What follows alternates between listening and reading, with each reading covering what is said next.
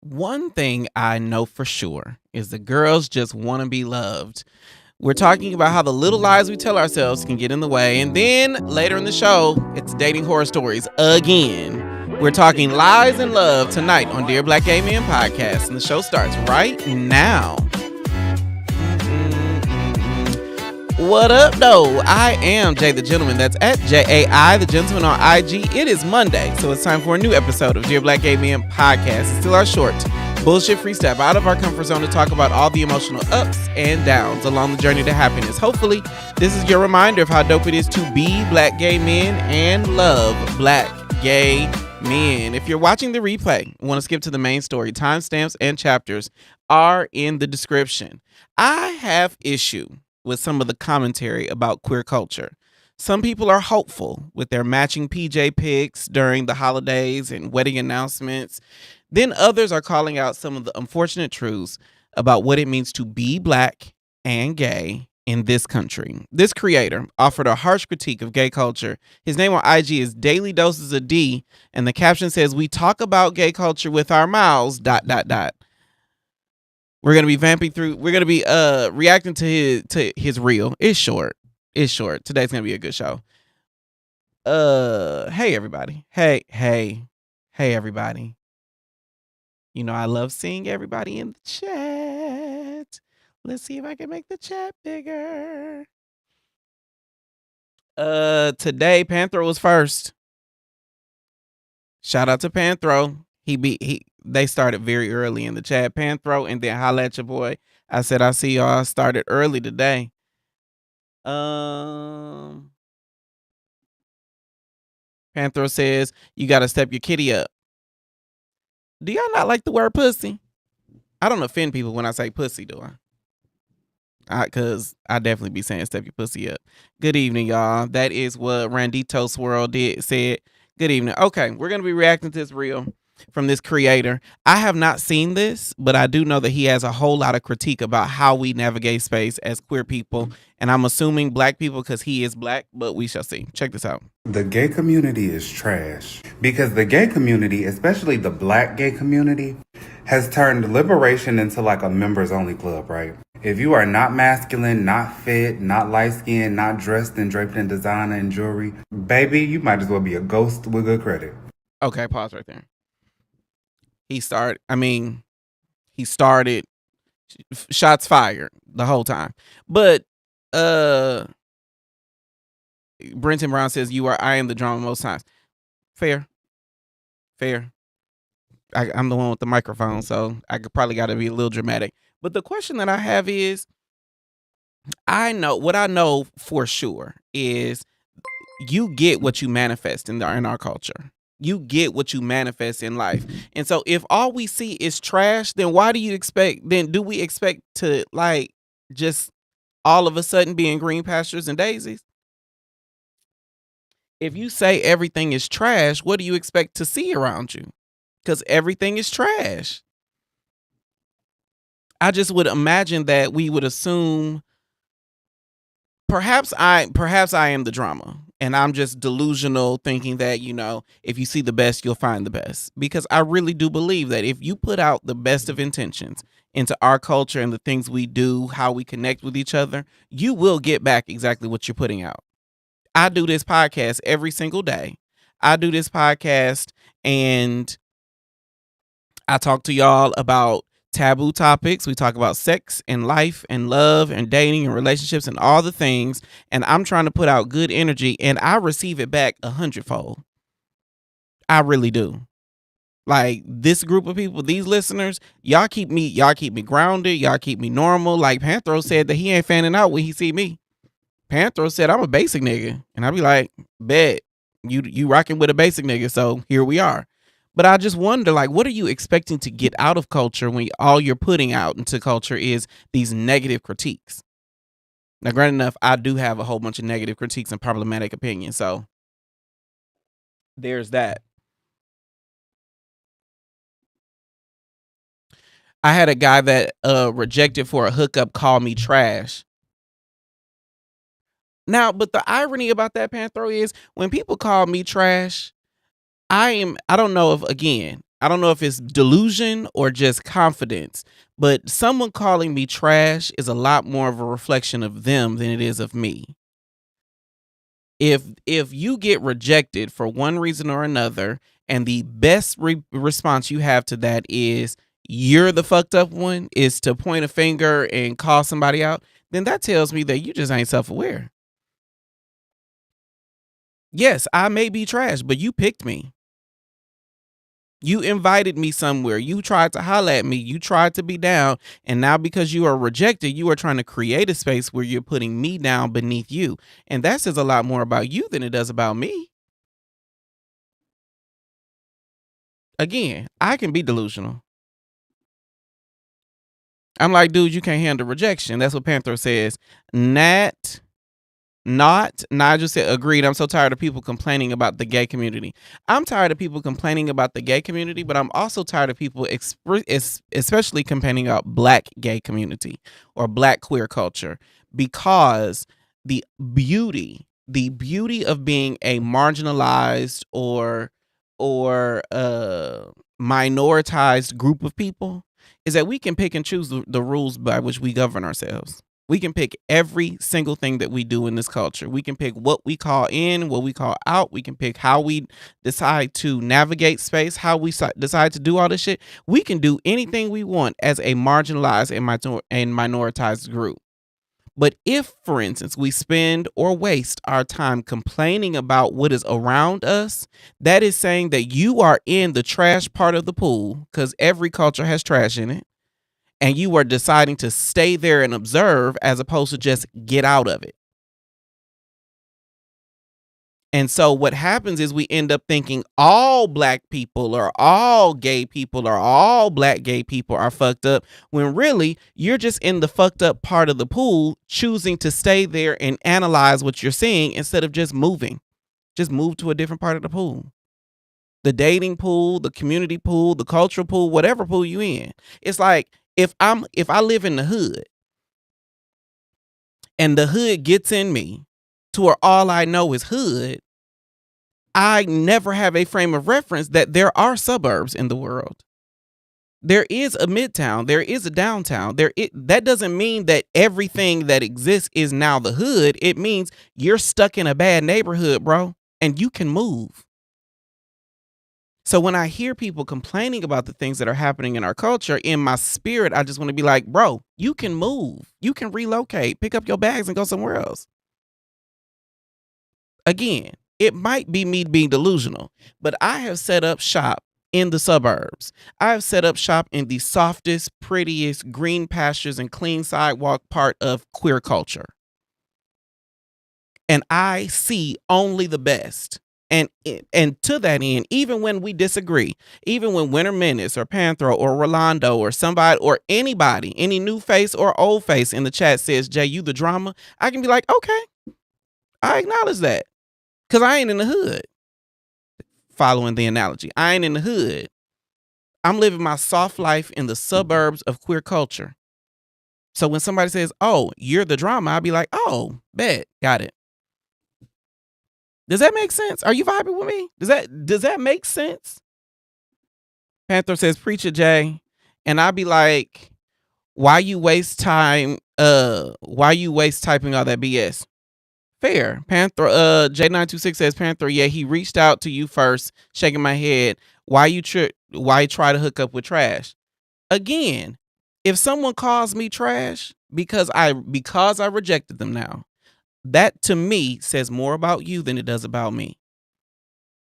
Because I may be trash, just like I may be drama, I may be fucked up, I may be a little toxic, I may be all the things that I allow myself to experience sitting in this chair. I may be the problem, but you picked me.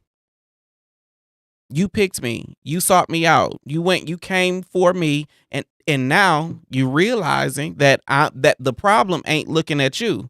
And so instead of trying to take that and realizing that if he's trash and I picked him, what does that mean about me? You would much rather just focus on me. Your problem.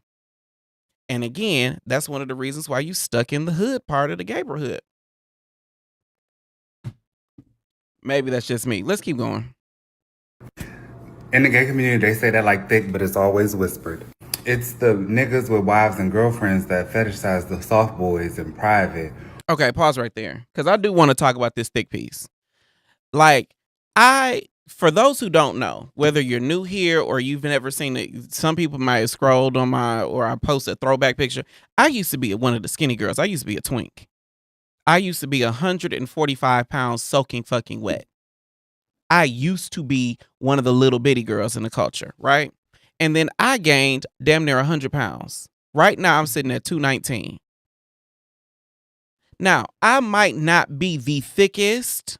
I might not be overweight or obese, but no person has ever come to me and said, you're too small. And conversely, no person has ever come up to me and said, I'm too big. Now, that might be a version of pretty privilege because I'm the attractive kind of thick.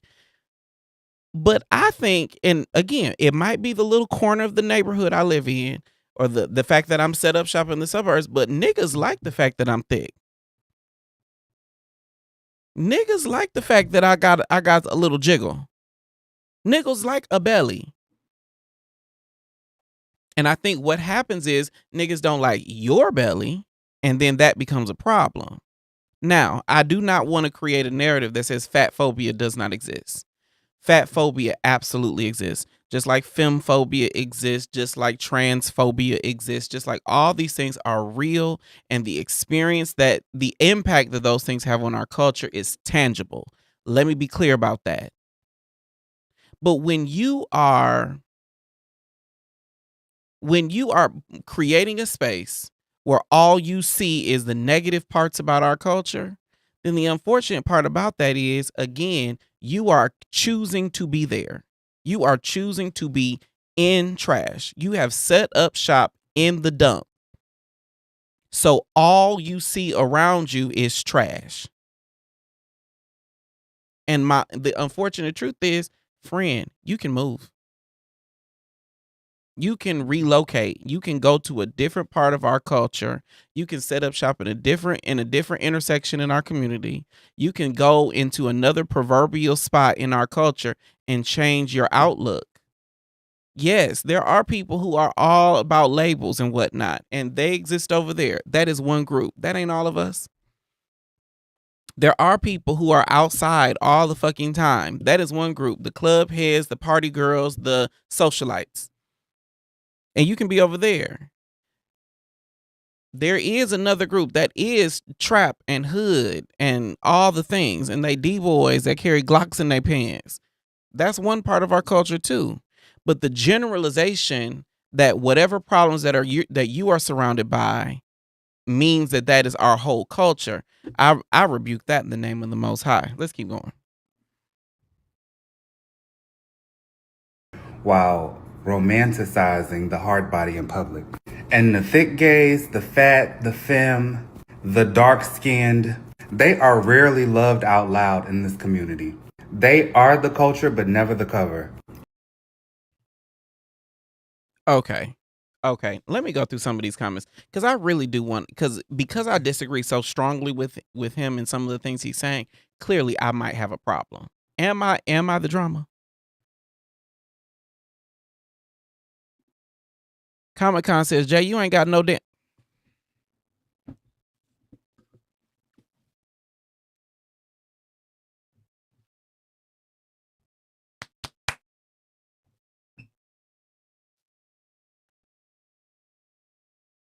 Get in my belly. Like,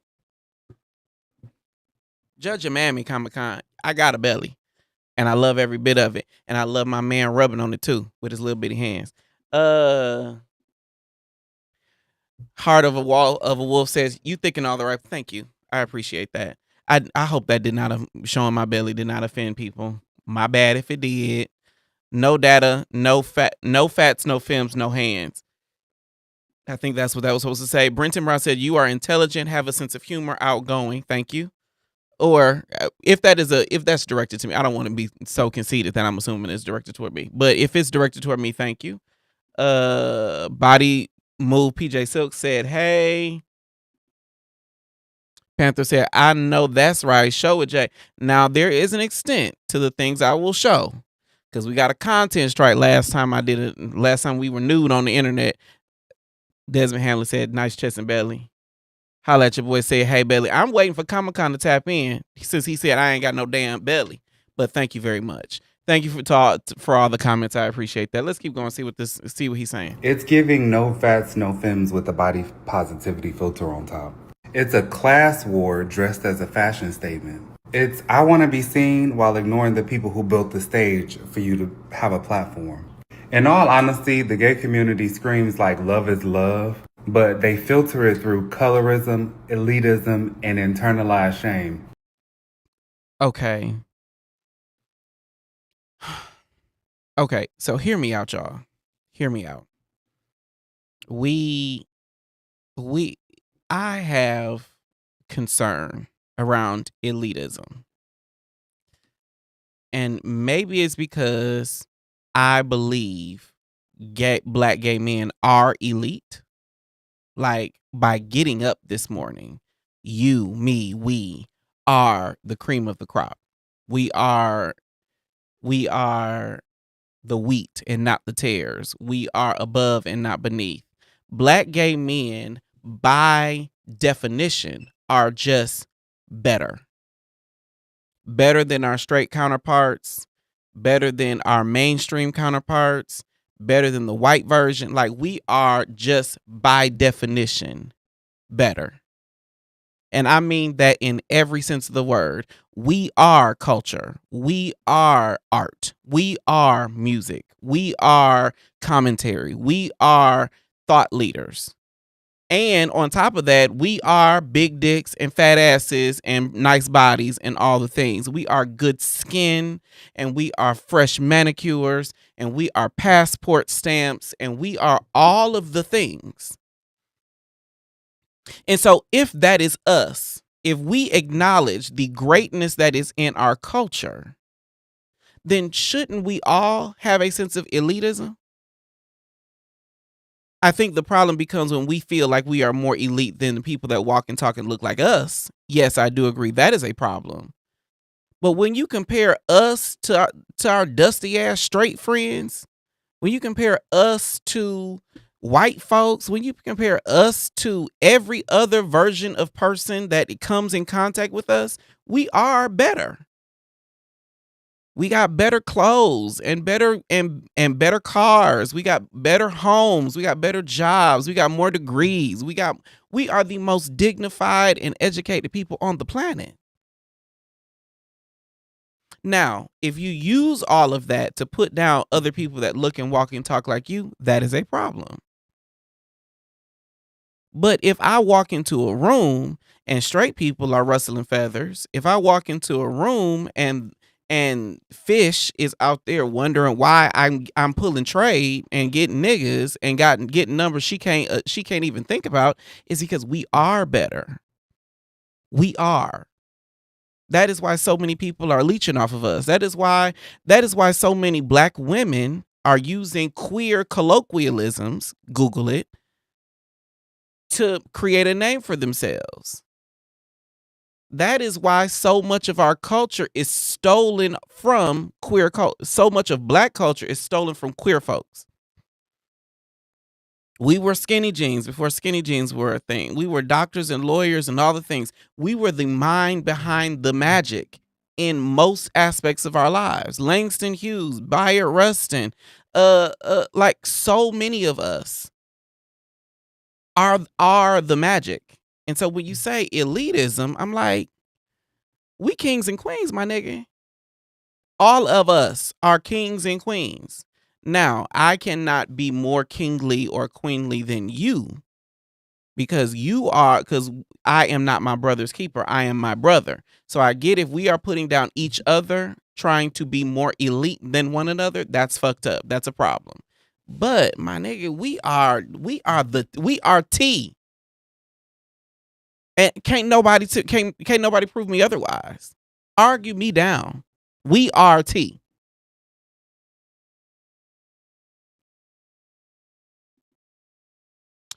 Brenton Brown said, to be depressed and marginalized, we stand out. We always show out. We always show out and we always win. Marx Mar X says he's clearly dealing with some rejection trauma. Now, I didn't go that far, but I hear what you're saying and I see it. Winter Menace, it's okay to disagree, but he speaks to a lot of people experiences. It's okay to have a different experience due to, I believe, where you live. We can't gaslight fat and pin people experiences, though. I agree with that. Fat phobia, femmephobia, transphobia, homophobia, all these things exist and are real. And my intention is not to gaslight us into thinking that they are not. They are real. And if that I came across that way, I do apologize. And thank you for adding that to the chat, Winter Menace. However, what I will assert is, and now this is, I'm adding a whole lot of layers to this, and I'm going to call them out because I am just assuming that people can just change their outlook and they're self-aware and they have the luxury of therapy or consistent housing or all the other barriers that we disproportionately deal with, even though we are the magic, right? So I'm assuming all of those things. But if you have the ability to make a critique of what is happening around you, if you have the ability, the wherewithal, the awareness to critique what is around you and say things like the gay community is trash, all gay community is trash, then I would assert that perhaps you have set up your own metaphorical shop, your own house. You bought property in the trash part of the neighborhood. You bought property in the hood. And so, of course, everything on your street is hood because that's all you see. Again, I'm talking metaphorically so. And if, for instance, all you see is hood around you, the light at the end of the tunnel is you can move to a different neighborhood. You can get up out the inner city and move to the suburb, the metaphorical suburbs of gay culture. You can move to the expensive ass black community in gay culture. There is always a different way to skin this cat, I believe, if we allow ourselves to see it. That's what I'm saying. Winterman says discussing fat phobia and femmephobia makes us feel uncomfortable because it's about addressing the way we see others' bodies, not the way we see themselves. Ourselves, so many fat and femme people are confident. Oh, okay, I get what you're saying. Brenton says we had things to fight for. We survived from people who should be oppressed, marginalized. We rise again. Always fair. Let's keep going with this reel. And we never gonna get better because we scream inclusion with our mouths, but exclusion with our eyes. And that's what's gotta change. He might need to watch Dear Black Gay Men podcast. I might need to send him a link. He may need to watch Dear Black Gay Men podcast. It sounds like that might be the fix to whatever he going through. He may need to dive into these here comments. I might need to say, I'm going to DM him the link. Tyrese McDonald said, it's so crazy because I prefer dark-skinned men and feminine men. Are you flirting with me? Tyrese, are you flirting with me? You prefer dark skin and femme? Okay. Dr. Omar 4 Degrees said, hey, y'all. Hey, Doc. Okay. All right, teammates. So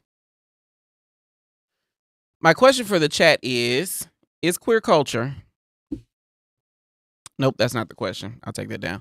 Is queer culture as fucked up as these creators make it seem? I know that we have all seen, commentary about, the problems that exist in queer culture, what's going wrong, all the things. But are we as fucked up as we seem? Because we've had a little dialogue. Winterman has added some very valid points into the chat about how fat phobia is real, femmephobia is real, transphobia is real, homophobia is real, even among queer people. But are we as bad off as some of the commentary, or at least this creator makes it seem? Because I do think that the way people solve a problem is to be able to acknowledge a problem exists. I can be the drama for looking at us through these rose-colored glasses of mine. Are we a lot more fractured than Dear Black Gay Men makes it seem? Let me know in the comments. how fucked up you think queer culture is, if it's fucked up at all. If you've got an opinion on the topic, you can always join me right here on the show by going to livestream.dearblackgaymen.com. I don't know why I put that up to join me. But after the break, oh yeah, the link to join me on the show is pinned in the comments. After the break, we are going to be reacting to Hopeless Romantic Society with a dating story from hell. I can't wait for y'all to see this. I haven't seen it, but we gonna see what he got to say. We'll be right back. What up, though? I am Jay the Gentleman, and I host all the craziness that happens right here in the back room. As far as I know, we are the only queer-led podcast that has its own studio in Atlanta, and we party in the back room. We have a Kiki in the back room. Get that gooch licked on or something. Like, figure it out. Like, we have a cocktail in the back room. Oh, that's really good. That's what she said. And we grow in the back room. Every time y'all are here, every time you're here, you say something that I'm just like, that really happens? If you're in the Atlanta area, you want to join us in the back room, visit dearblackgaymen.com/tickets to see what live shows and events we have coming up right here in the back room.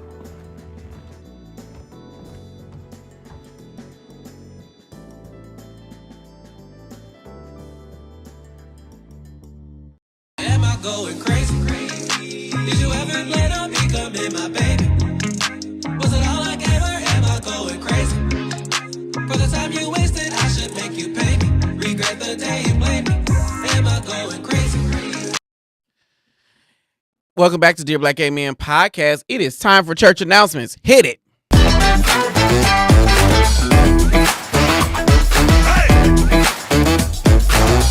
Every week, I write about the ups and downs of my dating journey on our blog on Substack. It's a deep dive into my emotional and sexual trials while I manifest my man in 2025. You can join for free by clicking the screen now, or the link is in the description. Let me know in the chat. Are y'all reading us on Substack? Let me know. I want to know if this 116 people, of the 116 people watching right now, are y'all reading us on Substack? In the chat, yes or no. You will not offend me. You will not offend me. But let me know if you're reading us on Substack. I may need to start using condoms again. The beauty of preventing HIV and STIs today is that there are options, whether you're using a free or low-cost option like condoms, or using a once-a-day med, or any of the newer injectable PrEP therapies. DoxyPep is also available for STIs. But there is a new consideration that I have not been faced with ever. My chosen HIV prevention tool is PrEP. It's primarily covered by my insurance. So when my insurance changes, my HIV prevention therapy could in fact change. I found out that I could be impacted during one of my recent doctor's appointments. I'm an entrepreneur. This is what I do full time. So my insurance is in large part because of the Affordable Care Act. Now that it's in open enrollment, and of course we had all the issues around the big beautiful bill, we have to be even clearer on a couple things to maintain our health in 2026. Number one, what HIV and STI prevention strategy works for you? Some people like the routine of pills to prevent HIV or other sexually transmitted infections. Others like the feel of condoms. You have to make a clear decision on how you want to maintain your health status in 2026. Then number two, how are you going to maintain that? I can hear my mama's voice saying, you got some injectable money? But knowing exactly what your insurance covers and doesn't can help you plan for any costs or apply for financial assistance to cover your prevention strategies, including medications and lab work. And that's why I'm so proud to have partnered with Building Healthy Online Communities to ensure LGBTQ Americans have the tools to know what works for our health strategy and are able to find coverage that supports their journey. For guidance on what insurance may be right for you or what financial assistance may be available, head to out2enroll.org. That's OUT, 2enroll.org. Follow for more dope queer stories. The best way to support what we do here on Dear Black Gay Men is to become a YouTube member. Members get access to exclusive conversations, the members only chat, behind the scenes content, and you can join me to chop it up right here on the show. And a portion of your memberships and super chats will be donated to a nonprofit providing care and services in black queer culture. Just hit the join button below this episode or send a super chat of any amount. For all the latest updates, follow me everywhere on socials at JAI the Gentleman on Instagram and Threads. That concludes our church announcements. Please govern thyself. accordingly, and we will be right back. So I could do two things. It's one, thirst trap on the internet, and look good for my man when I find one. And that's why I'm excited that support for Dear Black Gay Men comes from Twillery. Black men, whether you're in the gym, like me, or blessed with good genetics, like me, carry our weight in a couple key spots that can make suits and slacks hard to fit and uncomfortable to wear without either having to size up or break the bank in tailoring. But Twillery answers the fit problem with their performance fabrics. It's the right fit for the tailored look and just enough stretch for comfort and breathability. I'm wearing right now the solid performance polo that hugs my chest and arms while tapering just enough at the waist to show off the good parts. Twillery carries suiting, polos, button-ups, and everything to impress at the job or knock someone's socks off on a date. And you can shop for the perfect fit right now at Twillery.com, and we've got a special offer for the DBGM family. Take $18 off your first order by using code M300J. That's Twillery.com, and we thank them for supporting our channel. Welcome back to Dear Black Gay Men Podcast. My name is Jay the Gentleman. If you are enjoying this content, make sure you hit the subscribe button, turn the notification bell on, and like this video because it helps us with the algorithm. There are a couple comments that I do want to respond to. The first is Panthro asked about free prep. Yes, prep can be fully covered by your insurance, and there are assistance programs that can help you get it for free. I have been on prep for almost 15 years. I have never paid for it.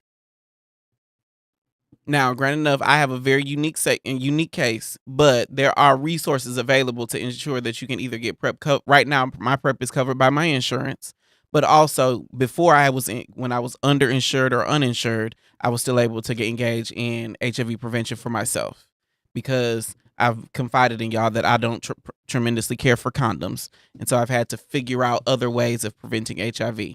So yes, there are free and low cost opportunities to prevent HIV or get back into care and update your status depending on where you are in your journey. You can go to outtoenroll.org for more information. Hopeless Romantic Society gets some of the craziest dating and relationship stories out of people. It's just him and a microphone on the side of the street. This episode is called Could This Be My Husband? He filmed it at the gayest place on earth at the corner of 10th and Piedmont in Midtown Atlanta. Check this out. None. How many relationships do you say would you be in? I've only been in one in Atlanta though. Oh damn. But even outside the city too, damn. Yeah, me and my ex-fiance, we're cordial, but other than that, yeah, no. Well, before I didn't even say bye. Sorry. Okay. Okay, well, welcome to Hopeless Romantic Society. Hi. Can I have your name and pronouns? Yep. Gerard, he, him, Okay. So she. I'm saying. Oh shoot, that girl. You know, that girl. Yeah. Period. So tell me a little bit. For those that don't know, my name is Jared. The J stands for Jared. So anytime I meet like any version of my name, I get excited. I'm Jared. He's Gerard. Love it. Love it.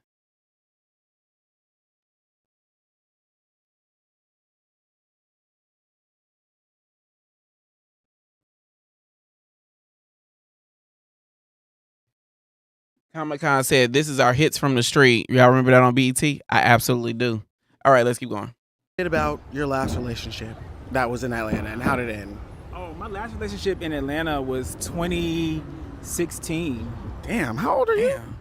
How do I look? You look like 26. Wow, thank you. You about 40, ain't you? Whoa, That's too much? Crazy.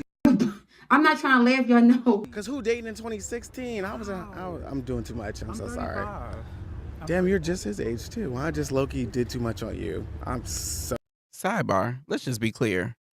I rebuke any notion that 40 is old because your boy is 40 and proud of it. Now, I do say that I am old, but I don't like other people calling me old because I'm spry like a spring chicken. But that's just me. Okay, let's keep going.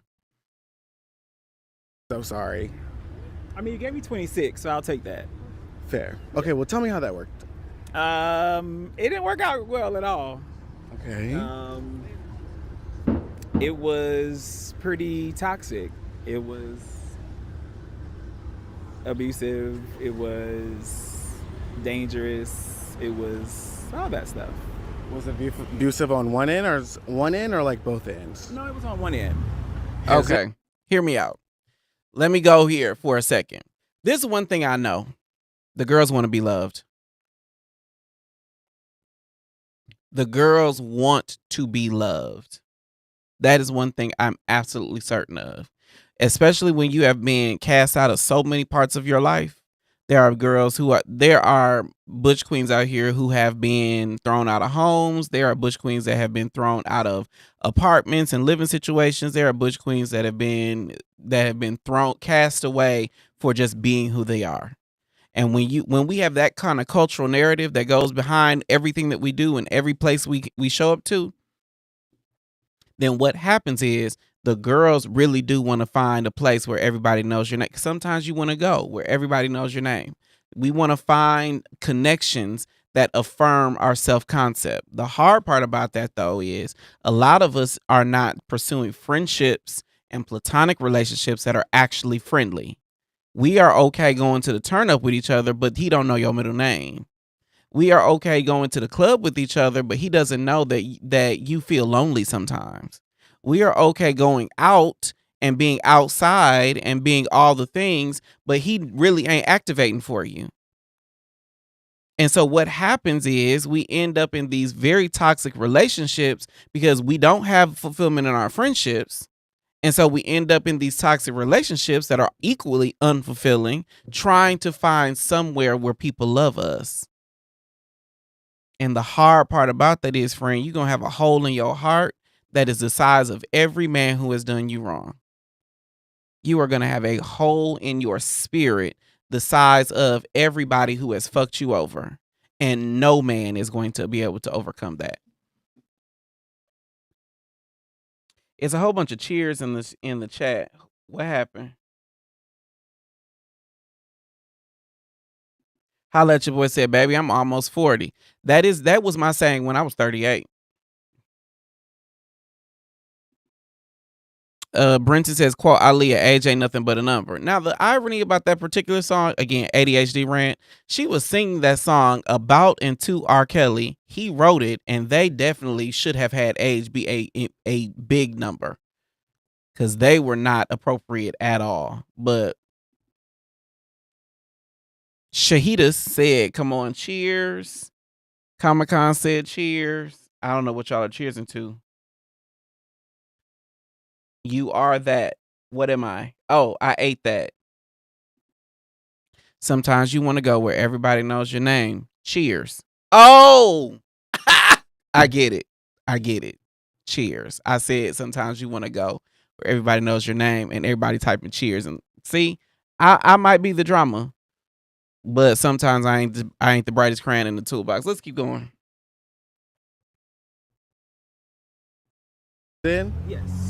It was. I'm sorry. No, it's okay. I had to make sure I did my. No. I'm like, is you the culprit? No.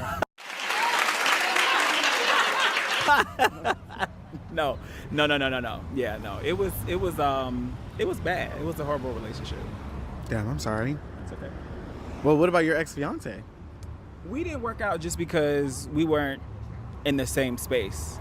I was ready to be married. I don't think he was ready to be married at that moment. What were the signs? I think the signs were more so like communication. When we talked about things that we wanted, like in the future, not like super future, but just in the next 3 to 5 years, it just really wasn't lining up as we thought it was when we got in. Okay, check this out. So one thing that I will tell you, without telling my all of my business, but is intention will change everything about a relationship.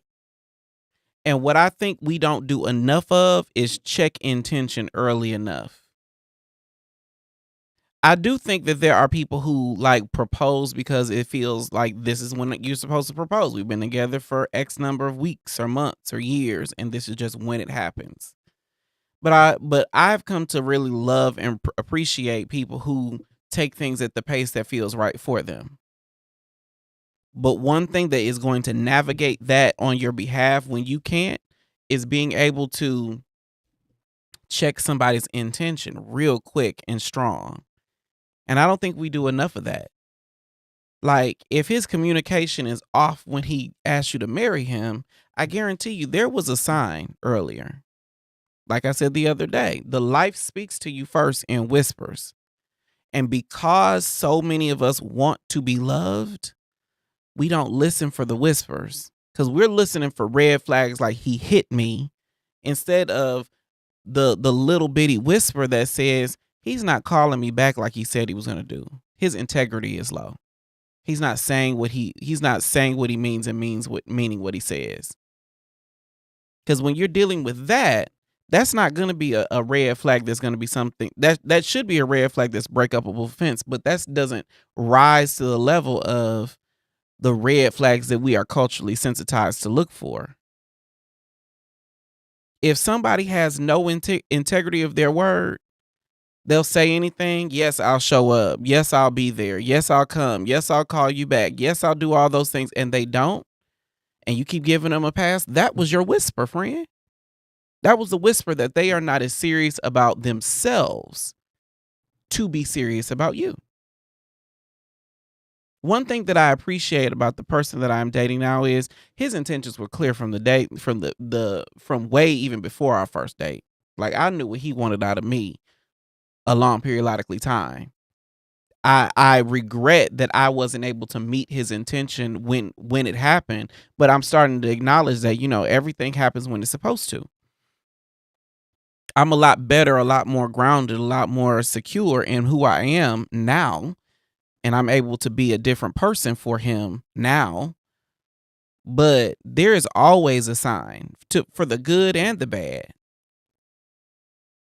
And I think that not enough of us check for the signs soon enough.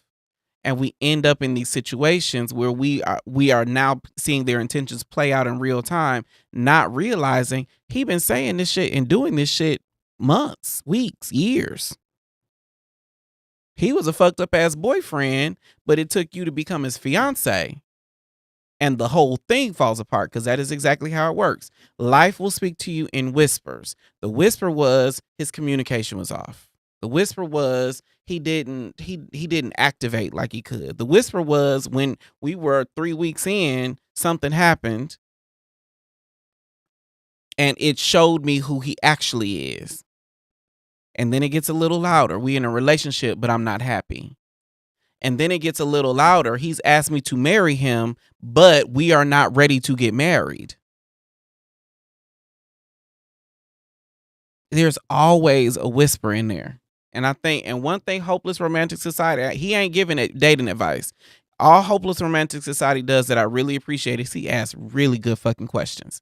But what he has taught me in all these different interviews he be doing is there are always whispers. There is always a sign. Always a sign. Let's keep going. Engaged. So, it ended like that. So it ended, it's okay. Like, we're good. And you're cordial now. Shout out to you, Brenton. We see each other. We say hey. We check on each other every blue moon. That's cute. So then what are you surviving in love? I think, honestly, I'm surviving in a way where I'm just waiting for the right kind of love. Okay, what kind of love? I've entered in a new era in my life. Since I just bought my house and stuff, I'm just really... Okay, you a homeowner? I am a homeowner now. Credit scores? Credit score is great. Oh, In the sevens. like High it's in the sevens. like 7 what? Sorry. Last time I checked, it was 758. My people. Okay, we can get that house. And I'm working. What kind of you drive a car? I do drive a car. You I like- drive an 06 though. I'm a frugal person. My car's paid for. I don't want no more. I love me a frugal man. I love me a frugal man. I love me a couponing, car paid off, no credit card debt kind of man. I love that. Now, 10 years ago, I would have been like, I want to be outside. Let's run up these bills and buy these J's. Granted enough, I am wearing Jordans today, and I just bought some last week. But I love me a frugal man. Love it. Oh my God. Love me a frugal man. And this is what I've learned is the older I get, the more I realize what I'm actually attracted to. Like when I turned 30, I was attracted to a skin tone or mannerisms or a height, or he had to have a certain size ass or a certain size dick, and he had to have a certain kind of job. And what I've learned as I've gotten older and matured is the things that I'm attracted to have a lot more weight to them. Like I like a man whose car is paid off, because that tells me that you know how to see something through to the end. You know how to go through a process. Like my best friend has paid off several cars in his life. And my best friend is one of the most loyal people I know, as evidenced by how he keeps these cars up. I love a man who can make me laugh. I don't really care what you look like, although I would love for you to be pretty, but can we laugh together? Here's another one. Can we be silent together? Can we think about shit and not have to fill every void with sound? Can we scroll through phones and watch ratchet TV and fade into the oblivion? Can we take naps together? Those are the things that light me up nowadays. And 10 years ago, it was, can we go out to that together and travel the world and all that? And now I'm like, can you be inside working on our family budget while I'm cutting this grass? Like, that is an amazing Saturday to me. Maybe once a month we are meeting up for a dinner party with our friends who are equally as mature as we are, for a dinner party where we can drink some wine, have cute conversation, and then y'all take y'all asses home. Like, those are the things that I dream about. And I'll tell you this, biggest red flag for me is if we have a dinner party and you are trying to go out afterwards, that's not the dinner party for me. I want to be able to bring my man Love Jones style, me and Nina Mosley, bebop in, having a cute little conversation, eating some food, drinking some wine, maybe play a game of spades or something, and then go home at like 10:30. That is ideal for me. My circle of friends, that is living your best life. And be able to be back in the house doing nothing in my drawers, if that. So when this young man on this thing says that he's a homeowner now, all the things, shout out to you, friend. Shout out to you. Because when you own a home, I don't own a home yet, but when you own a home, your priorities shift. I'm trying to get this, people be saying like, I'm trying to get this new roof. So, 10th and Piedmont ain't gonna see me for a little while. I'm trying to pay off these here credit card bills. I'm trying to put me a swimming pool in the backyard. Like, your priority shift. And the priority shift, that is what is attractive to me. I have a friend of mine, and I tell him he be outside because he says that he supports all of his friends and whatnot. And the biggest difference is I've learned that his life, he's got so many friends he has to support. And me, I got one friend, maybe two. And I keep that circle tight, tiny, because I don't want to be outside because you got this event on this day and you got this event on this day and you got this event on this day. And now by default, I got to be outside because all of y'all matter to me. Hard pass. I'm trying to get a roof. I'm trying to buy a house. I'm trying to get another property. For me, I'm trying to be an uncle to my niece and my nephew. I'm trying to be a brother to my sister who's amazing. I'm trying to be the best oldest son to my mom. Like, those are my priorities. I'm trying to go on a jog with Nike and not have knee pain. But you want to be outside every goddamn day. That's the difference to me. Let's keep going. Let's see what they got to say. Car payments. Where's it at? It's up the block somewhere. Okay. You like kids? I got 2 kids. Oh my gosh. Oh, she's giving. I do want kids. I want 4. But I mean, they my sisters. They little. Yeah, no, I'm good. I want some of my own. I mean, you can have your own too. I mean, you got health insurance, like. I do. Great health insurance. Okay, what tier? Silver. Gold. Yes. Okay, gold. Is this a date? This sounds like an Atlanta date. I hear all the horror stories about people who date in DC and they like the government gays. They be like, what's your security clearance and what's your this and what's your that, because that's important to the DC gays. This sounds like an Atlanta date. What tier is your health insurance? Is your car paid off? You own your home? What do you do for a living? Like, these are the questions that people hate to answer on that first date.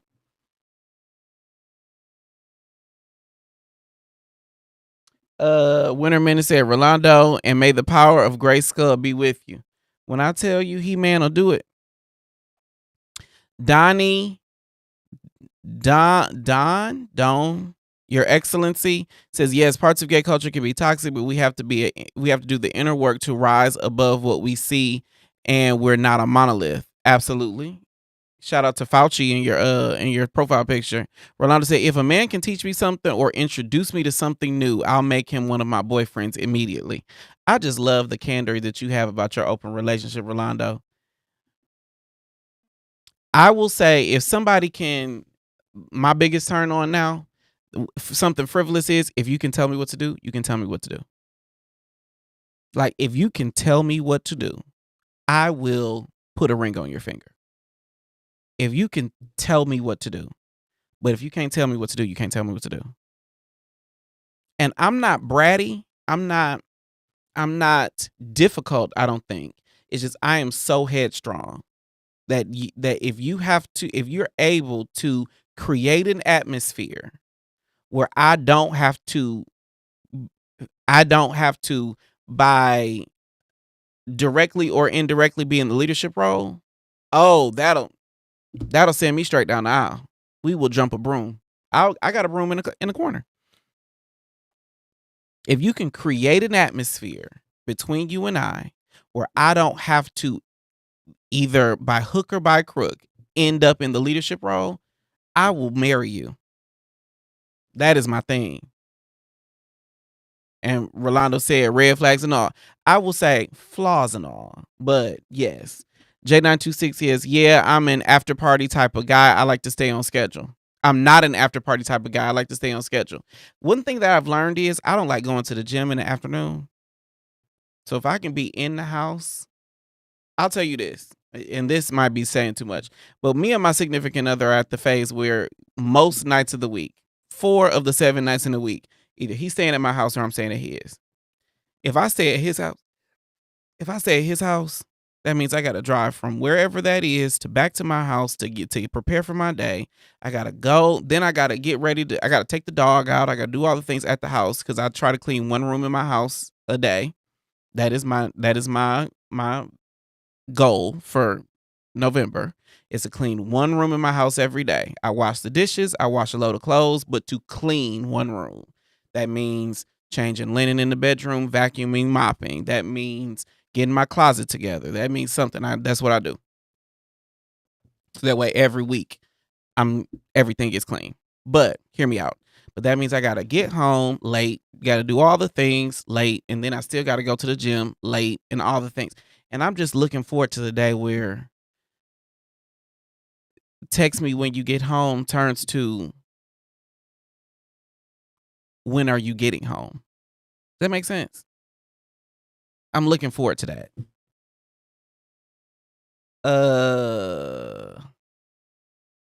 Spontaneity is so fun though. Did I say something that made it seem like it wasn't? Panther says, spontaneous people make me think that they're gonna plot to kill me. Not that's okay, Panther. It's okay.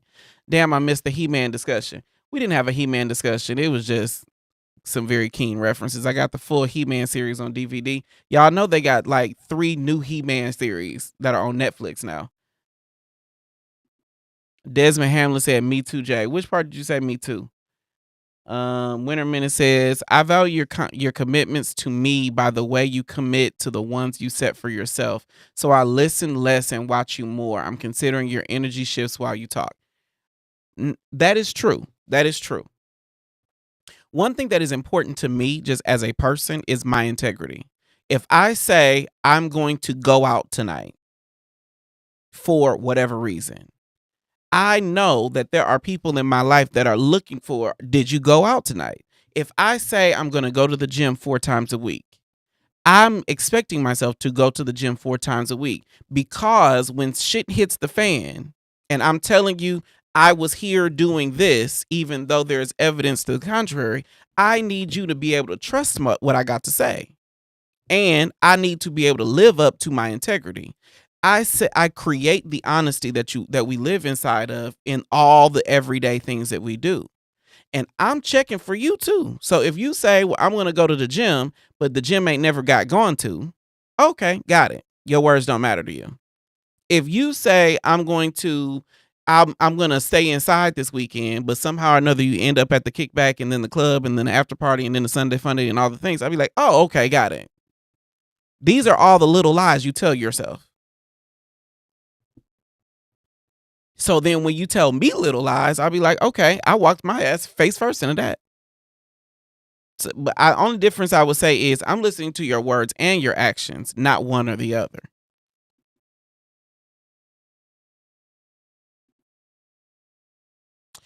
T. Patrick Williams says, a mortgage will stress you the hell out.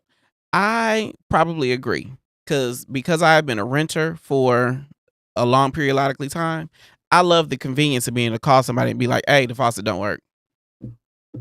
Hey, the I don't know, the gas ain't on.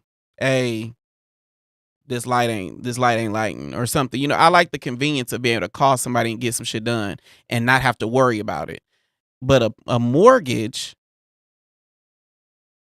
will stress me the fuck out because it's all this pressure, it's all this responsibility, but it's mine.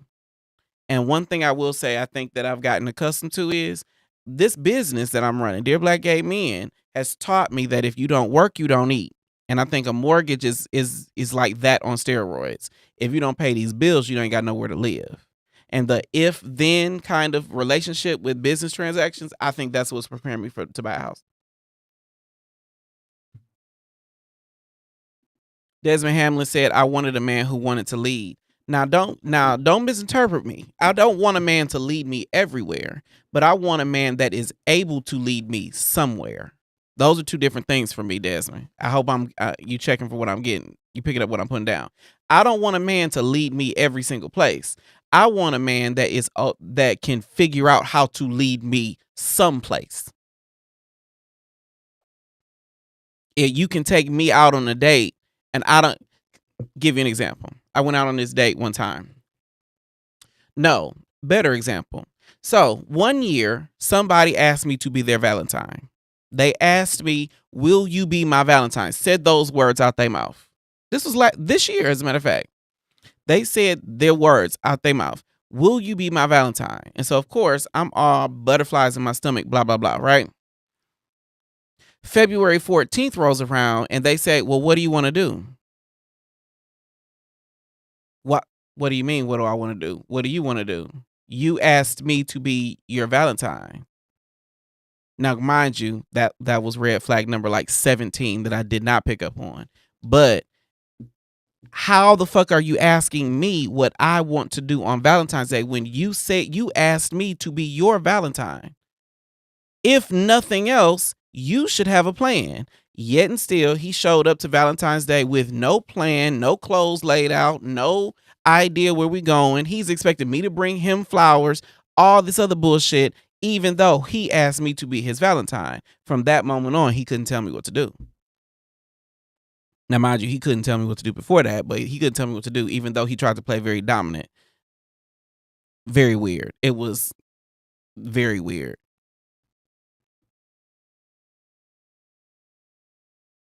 But again, I don't need somebody to lead me everywhere, but I need you to create a space where you can fully lead me somewhere.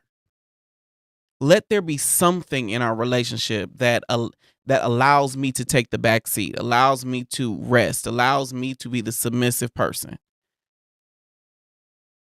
And more importantly, the hard part about it is because I tend to be the dom, because I tend to be the provider, the caretaker, the one who, takes the trash out and does all the things. There's a whole lot of thought that goes into dominating somebody. There's a whole lot of thought and work and preparation that goes into that process. And for me, if you don't dot all the I's and check all the T's, then my brain is going to go right to where I have to activate again. And then now I'm back in the dominant role. Give you another example. I have somebody in my life who I take their trash out. They set it by the door, I take it out. If you ask me out and I'm meeting you at your house and there's trash by the back door, I'm back to my normal operating procedure. Standard operating procedure. I'm the dom, you the sub, and here I am. You got to preempt all those things because you can't, because I will take any opportunity to fall out of submissive state of mind. I'll take any opportunity to fall out of subspace. And so if you don't work to ensure that I can stay in subspace, then here we are. And I'm back in the driver's seat. But that's just me. Let's keep going. Which is the highest at my job. You boost No, I'm employed.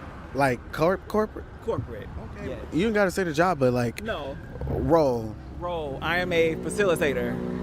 Okay, how high up in the band? I'm in six figures. I'll say that. That's Dope. good enough. This is the most Take my number Atlanta after date this. I've ever heard on this show. Okay. This is the most Atlanta date I've ever seen on this show. Okay. He answered all the Atlanta nigga questions. What do? You got health insurance? Do you own your home? What's your car giving? How much money you make? All the things. The fact that he went through all of the Atlanta girl questions tells me that one or both of them got. No, I won't say that.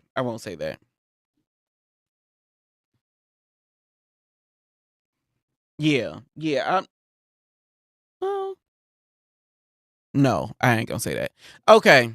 If you bought that life, I think there's a perfect place to move on. If you bought that life, come on the show and let me know what you think. Hit the link in the description. You can go to livestream.dearblackgayman.com to join me on the show right after the break. The link is pinned in the comments, and we will be right back. What up, y'all? I need your help. There's this new feature on YouTube that can help us grow as a channel. It's called Hype. It's free. I've seen it work on small channels just like ours, but it only works if we all do it. Antonio Speaks is a channel that I follow. He started at 20K subscribers when I hit the subscribe button, and I've seen him get 1,000 new subs in a day. Hundreds of thousands of new viewers. In YouTube, right next to the like and share, there's this new button called Hype. The more a video gets hyped, the higher it will rank on YouTube. The higher we rank, the more people get to see our content, the faster Dear Black Gay Man continues to grow. Like this video right now. When you see Dear Black Gay Man content on YouTube, even if you've watched it already or attended the live, like the video, drop a comment, and click the hype button. I appreciate y'all more than I can express. Let's get to 20K. We ain't never had a conversation this good. Start fighting and it's over nothing. Like, why? Nothing was off limits. What do you look for? Top thing, first thing. First thing. You scrolling on the apps and you like, how has HIV impacted your dating life? Then it got a little petty. Worked the same way that the negative hole worked. And I said, Celebrating National Black HIV/AIDS Awareness Day. It's the HIV Talk on Dear Black Gay Man Podcast. Welcome back to Dear Black Gay Man Podcast. Before we head out, let's comment on comments. Hit it.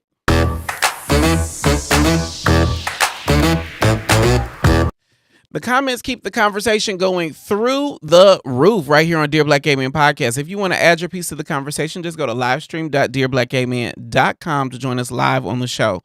I do want to react to a couple comments. Winterman is very early. Winterman is very early in the show. Said it's no more or less fucked up as any other culture. I think we're closer to fixing our shit than other cultures. I agree. I think we do have some problems. But I do think that black folks, at least, are on their way to fixing them on a whole bunch of levels. Now, granted enough, I don't know the specific problems you're referring to in this comment, but I do think that we do a lot of identifying the issues in our culture. And hopefully, Dear Black Gay Men contributes to us being able to fix them. Being Mr. Witty said, I think getting a black man to settle down with you is one of the hardest things known to man, no matter how much you love black love. I agree. That there is so many pressures on black love Because if you think about it, you got your bullshit, I got my bullshit, and then we got our bullshit. You have racism that you've dealt with. I have racism. You've got misogyny. You've got homophobia. You've got, mommy or daddy issues or whatever, just like I do. We all got them problems. We're carrying around those problems individually. And some people that results in, insecure attachment styles. Some people that results in, abandonment issues. Some people that results in a whole bunch of problems all by itself. Then we have the disdain for others that comes up in relationship. We are so busy clocking other people's tea that we don't realize the baggage that we've brought into the conversation. We are so busy trying to get you that we don't realize the readable positions we put ourselves in with our unresolved issues. And so I absolutely acknowledge that Black love is hard to do. It is damn near impossible depending on the type of man you like and where you are and all the things. Because there are many parts of this country where Black people are just few and far between, let alone the issues that we deal with. I don't want to disrespect the fact that dating us, being in relationship with us, loving us is difficult as fuck. But when I tell you, friend, when it works amazingly. When it works so good. When your puzzle piece fits perfectly with another puzzle piece that affirms who you are, that recognizes your nuances, that sees you, you can't beat that. You can't beat that with a stick. And again, this might be me being delusional or me being the drama. But what I will tell you is finding that right puzzle piece for you, you can't beat that. For some of us, that might be someone that's, a shade lighter or a different ethnicity or a nationality. For some people, that is. But baby, when you find you a Black man to love you, it ain't nothing better. Winter, and this goes right in line with what Winter Menace said earlier in the show. We appreciate my rose-colored glasses. I appreciate you too. Winter Menace also added, we have to keep in mind that Atlanta is a very different place when it comes to Black gay culture and community. It's more open and a bit more inclusive of LGBTQ culture as a whole than some others, than a lot of others. Everything in Atlanta is a little bit gay. When you get off the plane in Hartsfield Jackson, I have said it time and time again, it smells like Fleet and Poppers. Everything in this city is a little bit gay. So the Atlanta version of problems, it cannot compare to the, Dubuque, Montana version of problems. I was born in Flint, Michigan. I was raised in Dallas, Texas. Living there and living here are night and day. There is a shade of Black in every shape, size, and color in this city. There is a shade of gay in every shape, size, and color in this city. Then on top of that, there is Black and gay in every shape, size, and color. There are big dick, butch queen ass femme girls who are tops. There are fat ass muscle bottoms. There are porn stars. There are executives. There are CEOs in this city. There are politicians. There is every version of everything Black exists in gay here.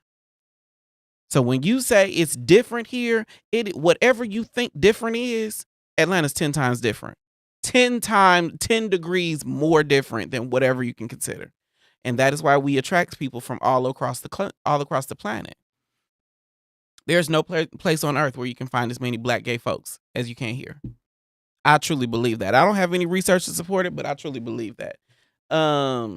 Brenton, thank you so much. Brenton sent super chats throughout the show.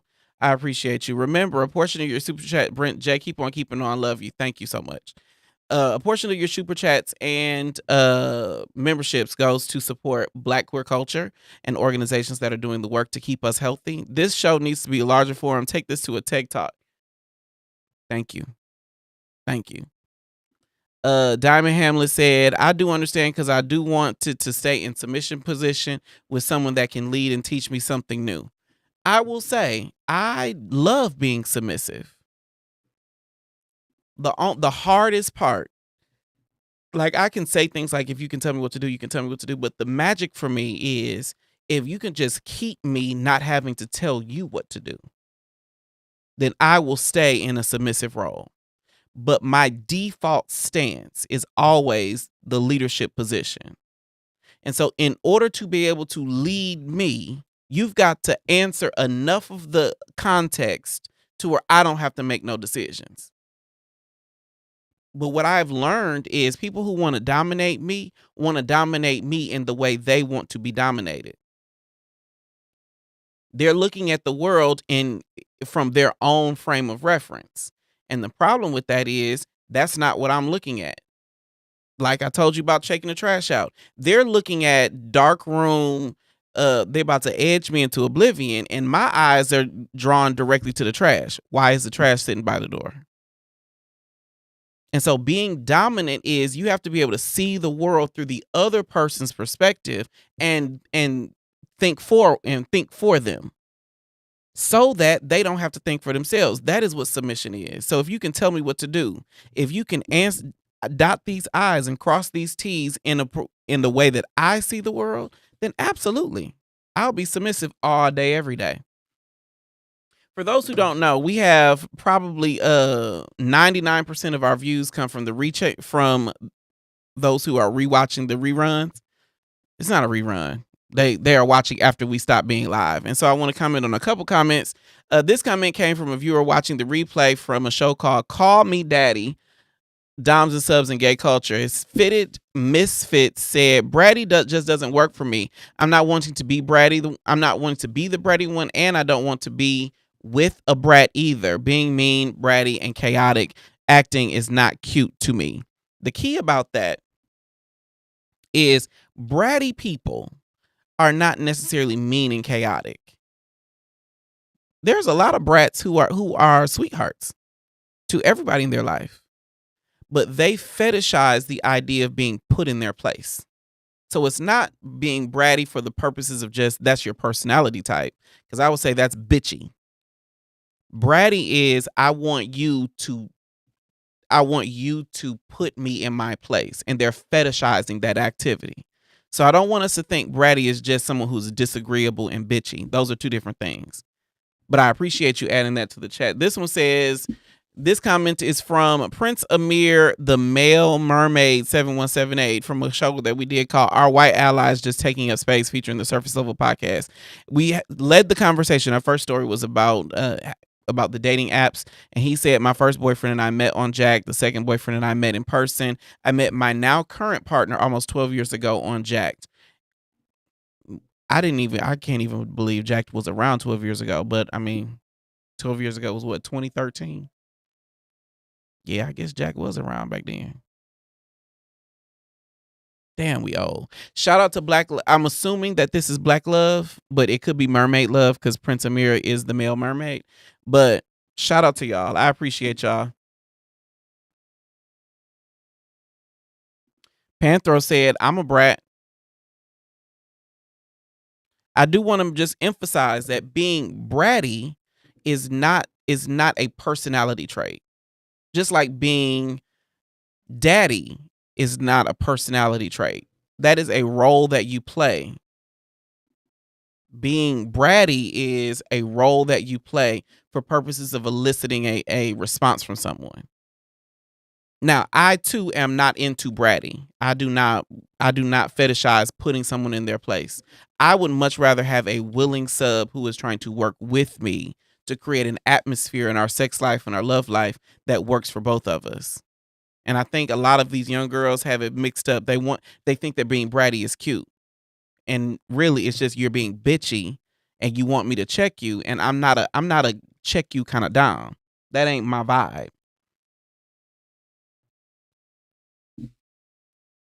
Yeah. I'm not a check you kind of dom.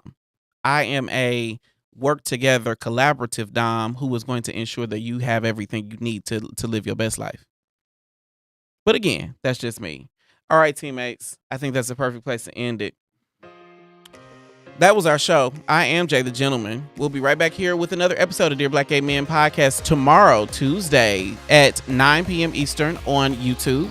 For more exclusive content, you can join us on Substack at dearblackgaymen.substack.com. The link is in the description. Remember, Wednesday, we have a huge show. It's the raw sex conversation that I can't wait for y'all to see. Got people coming on the chat. We've got a whole panel that's going to be on the stream.